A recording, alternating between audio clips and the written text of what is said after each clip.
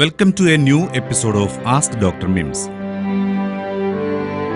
ഇന്ന് ഞാൻ എക്സ്പ്ലെയിൻ ചെയ്യാൻ പോകുന്നത് ഹൈപ്പോതൈറോയിഡിസത്തെക്കുറിച്ചാണ്. അതേക്കുറിച്ചുള്ള വിവരങ്ങൾ ചോദിച്ചുകൊണ്ട് കുറെ മെയിൽസ് ഞങ്ങൾക്ക് കിട്ടിയിട്ടുണ്ട്. അവർക്ക് വേണ്ടി ഞാനത് വിശദമാക്കാം. തൈറോയിഡ് ഹോർമോൺ ഉൽപാദനം കുറയുന്ന അവസ്ഥയാണ് ഹൈപ്പോതൈറോയിഡിസം. ഇതുള്ളവരിൽ ആവശ്യമുള്ളത്ര അളവിൽ ഹോർമോൺ തൈറോയിഡ് ഗ്രന്ഥി ഉൽപ്പാദിപ്പിക്കില്ല. ഇത് കാരണം ശരീരത്തിലെ ജൈവരാസപ്രവർത്തനങ്ങളുടെ സന്തുലിതാവസ്ഥ തകരാറിലാവുന്നു. ഏറ്റവും കൂടുതലായി കാണപ്പെടുന്ന തൈറോയിഡ് പ്രശ്നമാണിത്, പ്രത്യേകിച്ചും സ്ത്രീകളിൽ. പുരുഷന്മാരെ അപേക്ഷിച്ച് 8 മടങ്ങ് വരെ ഈ പ്രശ്നം സ്ത്രീകളിൽ കൂടുതലായി കാണാറുണ്ട്. ഹൈപ്പോതൈറോയിഡിസം പല കാരണങ്ങൾ കൊണ്ടും ഉണ്ടാവാം. ഹാഷിമോട്ടോസ് തൈറോയിഡൈറ്റിസ് അഥവാ ഓട്ടോ ഇമ്മ്യൂൺ തൈറോയിഡൈറ്റിസ് ആണ് ഇതിനൊരു പ്രധാന കാരണം. ശരീരത്തിലെ പ്രതിരോധ സംവിധാനം അബദ്ധവശാൽ സ്വന്തം കോശങ്ങളെ തന്നെ നശിപ്പിക്കുന്ന അവസ്ഥയാണിത്. അസാധാരണമായ ഇത്തരം പ്രവൃത്തിയിലൂടെ തൈറോയിഡ് കോശങ്ങൾ നശിപ്പിക്കപ്പെടുമ്പോൾ ഹോർമോൺ ഉൽപാദനം കുറയുന്നു. ഹൈപ്പർ തൈറോയിഡിസത്തിന് നടത്തുന്ന ചികിത്സ, ചിലതരം ക്യാൻസറുകൾക്കുള്ള റേഡിയേഷൻ ചികിത്സ, തൈറോയിഡ് ഗ്രന്ഥി നീക്കം ചെയ്യൽ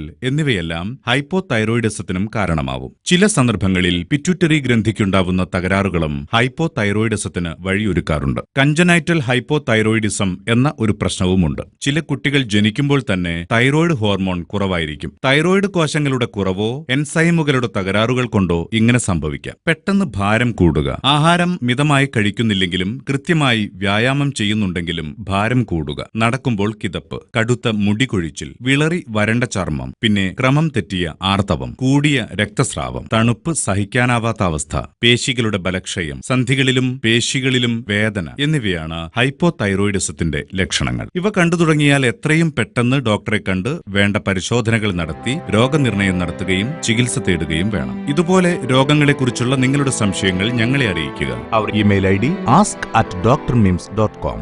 നാളെ വീണ്ടും കാണാം മറ്റൊരു വിഷയവുമായി. Thank you.